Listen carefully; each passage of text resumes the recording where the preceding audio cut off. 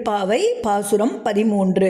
புள்ளின் வாய் கீண்டானை பொல்லா அரக்கனை கிள்ளிக் களைந்தானை கீர்த்திமை பாடிப்போய் பிள்ளைகள் எல்லாரும் பாவை கலம் புக்கார் வெள்ளி எழுந்து வியாழம் உறங்கிற்று புல்லும் சிலம்பினகான் போதரி கண்ணினாய் குள்ள குளிர குடைந்து நீராடாதே பள்ளி கிடத்தியோ பாவாய் நீ நன்னாளால் கள்ளம் தவிர்ந்து களந்தேலோர் எம்பாவாய்.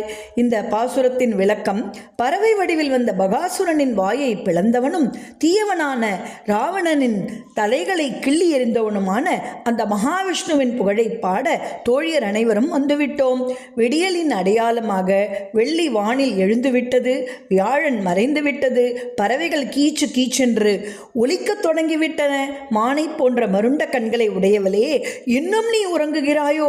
பனி கொட்டும் இந்த அதிகாலையில் உடல் குளிர நீராடி இறைவனை வழிபட வராமல் உன் கள்ளத்தனமான உறக்கத்தை இன்னும் தொடரலாமா?